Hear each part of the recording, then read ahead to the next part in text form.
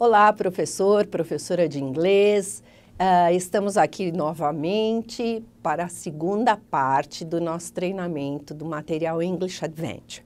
Eu sou Carmen Castellani, trabalho para a editora Pearson e estou à disposição para tirar as dúvidas de vocês. Quem assistiu à primeira parte já teve uma pequena ideia de como trabalhar com o livro, o que levar em conta, o que considerar. Agora, nessa segunda parte, nós vamos falar do trabalho com cada habilidade especificamente dentro do material, ok? Então, começando, eu gostaria de dizer para vocês que o livro, o material, traz uma avaliação já pronta, né? Está incluída dentro do livro do professor e essa avaliação foi desenhada com o objetivo de analisar o progresso do aluno e reforçar os aspectos positivos da aprendizagem e também identificar as áreas de melhoria. Isso é muito interessante, né, gente? Então, essa avaliação, ela pode ser fotocopiada, tá? E aí o aluno preenche nos pontos-chave do aprendizado dele, né? E permite que o professor compare atividades diferentes em termos de favorecimento, efetividade e identificação de áreas para melhorias, ok? Então, nós temos dois tipos de avaliação na série. Uma é a avaliação formativa e a outra é a avaliação sumativa. Vamos falar da avaliação formativa primeiro. Tanto o trabalho dos alunos quanto as atividades em sala de aula devem ser monitoradas sistemática e regularmente, tá? Então, isso faz parte da avaliação formativa. Aí no slide vocês vão ver uma folha onde vocês, se quiserem, podem usar, é só fazer uma cópia, para anotar comentários, né? Então, eu tenho ali uma parte onde eu vou colocar o nome do aluno e do lado onde eu vou colocar meus comentários. Está progredindo, sente dificuldade em alguma coisa, participa das aulas, traz o homework feito, enfim, vocês decidem o que vocês querem colocar. Mas, na verdade, essa avaliação é uma avaliação geral, vamos dizer, tanto do desempenho da criança em sala de aula, como tanto na parte oral, como nas atividades que ela faz em sala de aula, ok? Então, essa é a avaliação formativa. Depois, vocês têm a avaliação sumativa, né? Essa avaliação é a avaliação da prova em si. Então, ela corresponde a cada uma das unidades que estão no livro. Então, vocês têm ali atrás, no livro do professor, avaliações já prontas, são folhas fotocopiáveis.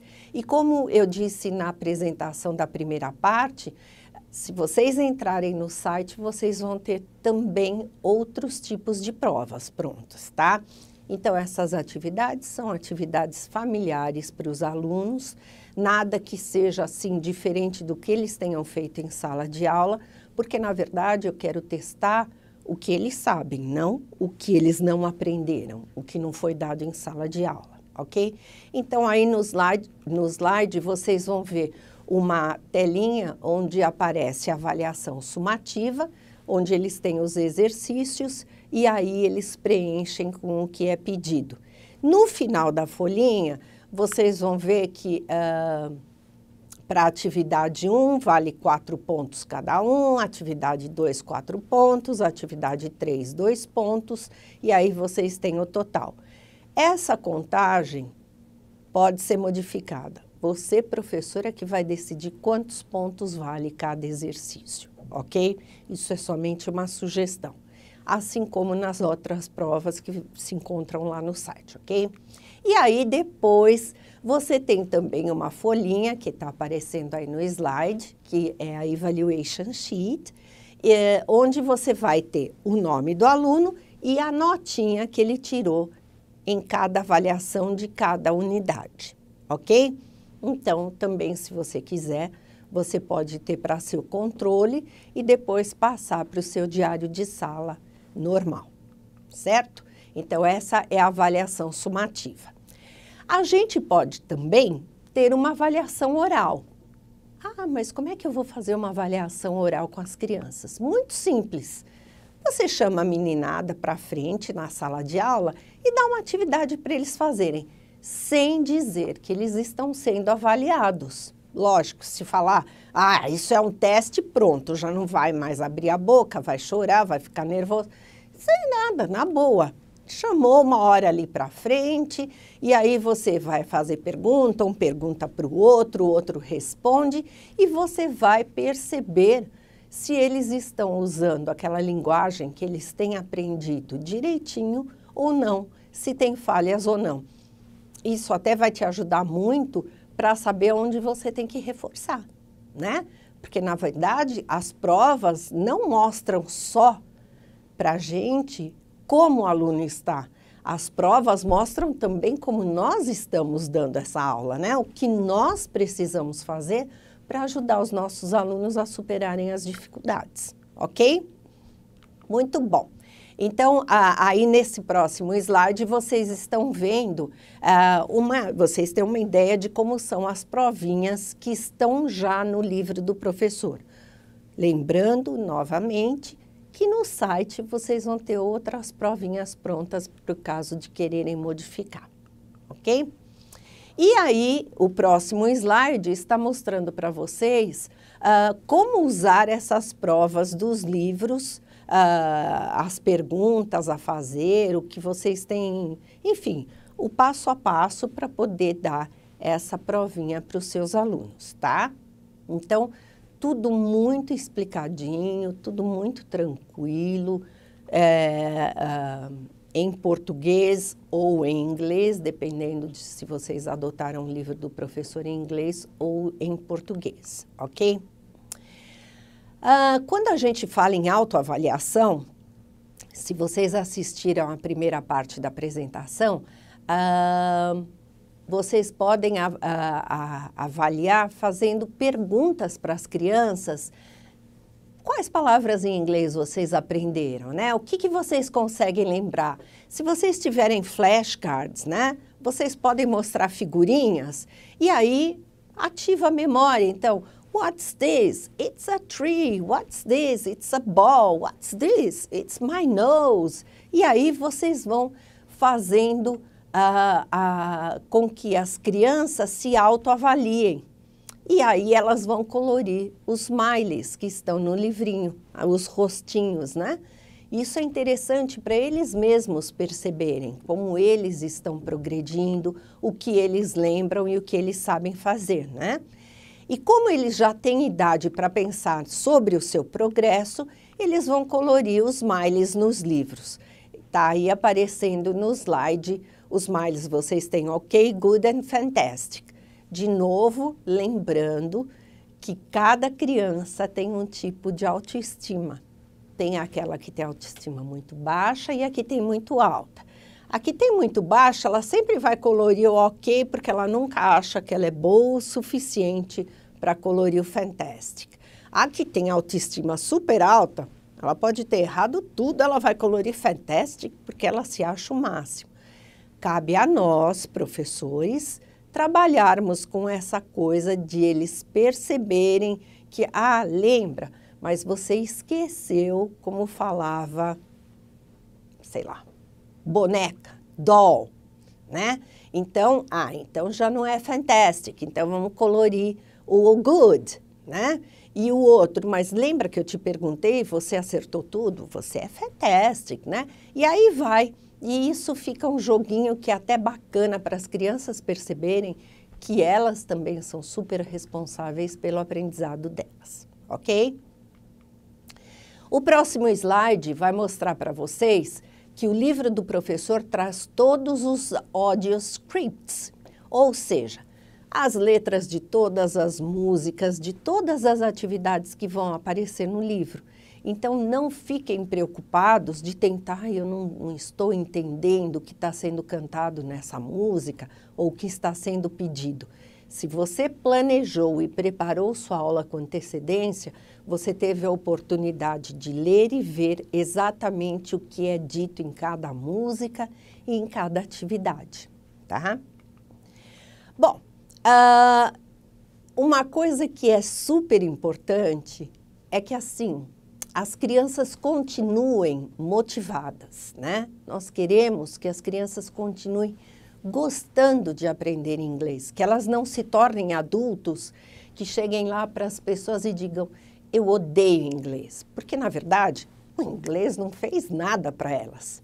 Quem pode ter feito alguma coisa lá atrás e que deixou uma marca ruim, somos nós, professores, né? Então, vamos terminar cada lição com uma nota positiva, né? De orgulho, de sucesso. Olha, a gente hoje aprendemos a falar isso, aprendemos a falar aquilo, o que mais que a gente aprendeu? Very good, deixando sempre a meninada de bom astral. Porque quando a gente faz isso, nós, professores, nos sentimos bem também. A gente fica com aquela sensação de dever cumprido, né? Ai, Carmen, mas isso dá trabalho. Quem já assistiu minhas apresentações já me ouviu dizer, ninguém disse que ser professor era fácil. Não, gente. Ser professor dá trabalho, sim. Graças a Deus, né? Porque eu acho que o trabalho só tem a dignificar. E quando a gente faz um trabalho bem feito, ponto positivo para a gente, né? Vamos colorir o nosso smiley face com fantastic, não é isso? Então, sempre aquela nota de sucesso, de orgulho, tá? Quando chega na parte de informação e tecnologia, o material, ele traz o CD-ROM com as atividades relacionadas a cada unidade de ensino e dá a oportunidade da criança usar aquilo que aprendeu de forma autônoma, tanto num laboratório de informática ou na sala de aula, quanto em casa. Então, vejam, vocês estão tendo a oportunidade de trabalhar com material que não fica só naquela coisa do livro. Não existe um CD-ROM e eles vão trabalhar com tecnologia, que hoje em dia não tem mais escapatória, né, gente? A gente já vive no mundo tecnológico. E vocês vão perceber que até os pais vão curtir fazer muitas atividades que estão no CD-ROM, tá? Quando chega na parte de listening, que é ouvir, a gente não quer que os alunos se sintam pressionados para entender tudo do que eles ouvem da primeira vez. Às vezes nem nós entendemos, às vezes nós não entendemos em português o que ouvimos pela primeira vez, não é? Você pede para a pessoa repetir, desculpa, não entendi, né? Então, qual é o procedimento? Qual é o passo a passo? Primeiro, eu toco o CD, todo mundo ouve, né? Depois, eu repito, então eu toco o CD, eu repito. Em terceiro lugar, eu encorajo os alunos a repetirem junto com o CD, né? Então, vamos lá, por exemplo, eu toquei ball, né? E eu vou falar ball, e aí depois ball, e aí eu faço todo mundo repetir junto com o CD. Posso mostrar uma figurinha, ter um flashcard, mostrar uma figurinha e fazer a mímica, ball, faço que vou chutar a bola, né? E enfatizo o significado da coisa, né? E aí depois, se for o caso de uma historinha, a historinha está sempre lá no final do livro do professor e o professor pode tomar conhecimento do que está acontecendo, como eu disse para vocês, com os scripts todos, né? Então, aqui vocês têm uma ideia, né? Existe uma musiquinha que é tocada aqui, então vai falar dos brinquedos. Então, My Toys, tem a doll, ball, boat, kite, train, car. E eles vão treinando, vão ouvindo, eu canto, depois eles cantam, repetem devagarzinho, até que eles se apoderam do conhecimento. Gente, por favor, eu quero chamar a atenção de vocês para uma coisa super importante. Vamos supor que eu estou ensinando a palavra house, casa. Eu tenho uma figura de uma casa linda. Eu mostro a figura, house, e falo house, house. Só que eu tenho que mostrar o contorno da casa. Porque se eu fizer house, house e apontar para a porta, eles vão associar house com a porta, ou janela, ou telhado. Então eu preciso mostrar o contorno da coisa e dizer a palavra house, house, para que eles associem o som à coisa correta. Isso é muito importante, ok, gente? O próximo slide também está mostrando aí um trabalhinho com os stickers. Então, eles vão ouvir, você vai ter provavelmente que parar, porque o CD não vai dar tempo suficiente, você para, eles vão lá atrás do livro, pegam o adesivo, colam bonitinho. Lembrem sempre as crianças que não devem colar o adesivo antes da hora, né? O adesivo tem o momento certo, no exercício certo para ele ser usado, né? E depois, então, eles têm uma outra musiquinha onde eles vão apontar, vão cantar, e a musiquinha vai ter sentenças afirmativas, sentenças negativas, sentenças interrogativas, tudo que vai fazer com que a criança, de tanto ouvir, ela fique com muita tranquilidade em relação ao que ela está ouvindo e ao que ela está entendendo, ok? Na parte de speaking, nós queremos que eles se tornem comunicadores. Então, a repetição em coro funciona muito bem com crianças de 6 a 8 anos do que se você puser a criança ali no centro das atenções. Repete, ela pode se assustar. Então, no começo, todo mundo junto, metade, metade, meninos e meninas, parte da frente e parte de trás, só para depois chamar um por um, ok? Isso é muito importante para que a criança fique muito à vontade e não tenha medo. Lembram-se que eu falei do filtro afetivo, aquela tela que a gente levanta quando a gente fica nervoso e nada entra e nada sai? A gente quer que essa telinha fique baixa, o filtro afetivo abaixe e o que eu ensino possa entrar e o que a criança quer dizer possa sair, tá? Então, o fantoche, um brinquedinho de pelúcia, o dedinho pintadinho, isso tudo serve para manter uma conversa, um diálogo em inglês, tá? Não esqueçam de usar os recursos. O teatrinho, uma encenação, é super importante também para fazer com que a criança fique à vontade para trabalhar os diálogos, né? Então, a lição 5, que traz aquela historinha em quadrinhos, também ajuda. E se as crianças memorizarem quem quer ser a princesa, quem quer ser o Peter Pan, quem quer ser qualquer que seja o personagem, a Lilo, Stitch, vem aqui na frente. Essa é a hora onde você pode também fazer a avaliação oral, dependendo do que eles estão falando e como eles fazem o diálogo. E a lição 6, vocês sabem, é sempre a personalização, é o projetinho onde eles vão trabalhar e, de preferência, falando em inglês, né? Sobre as coisas que eles estão aprendendo. Aí vocês têm um slidezinho do story time. Então, é a historinha do Peter Pan, que roubou as roupas do Capitão Gancho, né? Do Captain Hook. E a Wendy pensa que é o Captain Hook, e, na verdade, é o Peter Pan. E depois, no final, o Captain Hook está procurando as roupas, né? Ok? É melhor não dizer que ele roubou, mas que ele pegou emprestado, né, as roupas do Captain Hook, tá? Quando chega na parte de reading, é muito interessante que, se vocês acharem que eles têm que aprender a ler as palavras, vocês preparem seus próprios flashcards para apresentar a forma escrita, ou usem a lousa, fiquem à vontade, tá? Se vocês usarem cartões escritos, vocês podem associar a palavra com a figura, por exemplo, house. O ideal, gente, é que assim, a criança aprenda primeiro o som, né?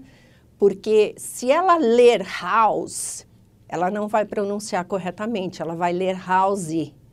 E a gente quer que ela fale house. Então, primeiro, muito listening, repeating, só para depois vir a forma de leitura, ok? Então, vocês podem combinar flashcards com trabalhinhos na lousa, né? Vocês também têm que deixar super claro para os alunos que quando eles leem um pequeno texto, eles não precisam entender cada palavrinha. O importante é que eles entendam o todo. Depois, cada palavrinha vem com o tempo. Eles vão usar os dicionários, ou eles vão procurar no livro, eles vão relembrar. Mas, se a gente pensar em português, nós também, quando ouvimos algumas pessoas falando na televisão, não entendemos tudo o que elas dizem. No entanto, conseguimos entender o todo. É importante deixar as crianças bem à vontade para isso, tá? Na parte de escrita, eles vão começar a escrever palavras, de palavras eles vão para sentenças e de sentenças eles vão para pequenos parágrafos, ok? Então, a maior parte das coisas escritas eles vão fazer no workbook. Então, não fiquem preocupados se eles não tiverem um caderno de inglês, porque o trabalhinho de escrita vai ser feito mesmo no workbook. Se quiserem o caderninho de inglês para fazer rascunho, para colar figuras, enfim, fazer trabalhinhos que vocês acharem relevantes serem feitos no caderno. E, por favor, lembrem de circular pela sala enquanto as crianças estão fazendo esses trabalhos escritos. O trabalho escrito não é a hora do professor sentar na mesa e corrigir prova, não. O professor tem sempre que circular e monitorar tudo que está sendo feito. Ai, Carmen, você está pedindo muito. Estou. Estou pedindo, mas não é muito, não. Eu estou pedindo simplesmente o que deve ser realmente feito com o nosso trabalho, né? Ok? Então, aí vocês têm um slide onde vocês vão ver que, de início, no livro 3, o aluno começa a escrever palavrinhas, depois ele passa para sentenças, e lá no livro 5 que ele vai para pequenos parágrafos. Vocês estão trabalhando os livros 3 e 4, então serão palavras e sentenças, ok? Para corrigir a escrita, uma coisa interessante é que os alunos sejam envolvidos nessa correção. Então, trocar o trabalhinho, pedir para eles circularem ou só grifarem embaixo, comparando com o que eles veem no livro ou com o que você colocar na lousa. Aponte os erros, mas não dizendo isso está errado. Olha, veja aqui, está igual ao livro? Não. Vamos, então, corrigir, dar uma circuladinha, né? Para o aluno começar a entender que ele pode aprender com os erros, tá? E como trabalhar com rimas e músicas? Por exemplo, eu posso encorajar os alunos a bater palma, a fazer um movimento, a bater na carteira acompanhando o ritmo. Eles podem ir apontando cores e objetos pela sala, eles podem ir numerando, ou eles tentam acompanhar repetindo as palavras, eles podem enumerar objetos enquanto eles ouvem as palavras. O importante é que eles associem o que eles estão ouvindo com aquilo que eles estão aprendendo. Você pode dividir a classe em duas metades, então na hora da musiquinha, uma metade canta uma linha, a outra metade canta outra, né? Ou eles cantam junto com a música. Vocês têm várias sugestões de como trabalhar no livro do professor. Aqui, por exemplo, nesse slide, vocês estão vendo uma musiquinha onde eles têm sentenças afirmativas e sentenças negativas, né? Vocês podem dividir meninos ou meninas, parte da frente e parte de trás, esquerda e direita. Um canta a parte afirmativa, o outro a negativa, ou vice-versa, troquem os lados, enfim. Vocês decidem como querem trabalhar, mas é muito importante que esse trabalho seja feito também, ok? Para trabalhar em pares e em grupos, a gente sabe que quando eles são pequenos, existem vantagens. Quais são as vantagens? Todos os alunos têm a oportunidade de falar, né? Enquanto no trabalho individual ele faz e pronto, né? Enquanto eles trabalham em grupos, você circula e vai ouvindo o que cada aluno está dizendo individualmente. também é uma chance de avaliação oral das crianças, né? Vocês vão ter no livro do professor sugestões de como pedir para eles trabalharem em pares, em grupos, em cada lição. Lembrando sempre de fixar o tempo. Tempo é importante, não pode ser nem muito longo e nem curto demais, tá? Mas ter um tempo, porque se eles terminarem, eles vão começar a bagunçar. E não é o que a gente quer, né? Todos os jogos também estão incluídos em cada unidade de English Adventure 3 e 4. E vocês têm sugestões de jogos diferentes, além daqueles sugeridos na lição, lá no final do livro do professor, tá? Os jogos vão ser feitos em pares ou em grupos. Isso vai depender do que você achar interessante para a sua turma. Alguns jogos vão ser mais competitivos, ou seja, estimulantes, outros mais cooperativos, quando o objetivo afinal é que todo mundo saia ganhando, tá? Então, isso você vai decidir. Quando a gente fala em historinhas, a gente sabe que as historinhas são o recurso mais motivante no ensino. Então, em cada lição 5 de cada unidade, nós vamos ter as historinhas com os personagens Disney preparadas para a reciclagem do vocabulário-chave de cada unidade, tá? Essas historinhas vão apresentar valores. Lembra quando eu falei que o Peter Pan roubou as roupas do Capitão Gancho? E aí depois eu falei, não, melhor não falar roubou, vamos dizer que ele pediu emprestado. É a hora de trabalhar valores, né? A gente quer ensinar também um conteúdo atitudinal, como também integrar o inglês com outras matérias, tá? Os trabalhos manuais são feitos nos projetos, na lição 6 de cada unidade, e eles estão incluídos em todas as unidades. A preparação é mínima, os materiais bem simples de serem usados. Nesse slide, vocês estão vendo um weather chart, tá?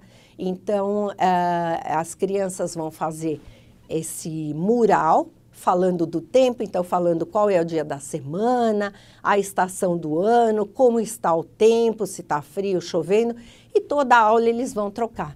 Isso é muito importante para eles praticarem. E aí, nesse outro slide, vocês também estão vendo uma máscara que eles fizeram para trabalhar tanto os olhos, tanto os narizes, boca com tantos dentes, né? Tantas orelhas, enfim, eles vão se divertir muito e aprendendo, ok? Espero que eu tenha sido clara, né? Se vocês tiverem perguntas, meu e-mail é carmencastellani, ou melhor, carmen.castellani@pearson.com. Estou à disposição para resolver os problemas pedagógicos que vocês tiverem, ok? Muito obrigada e boa diversão usando o English Adventure.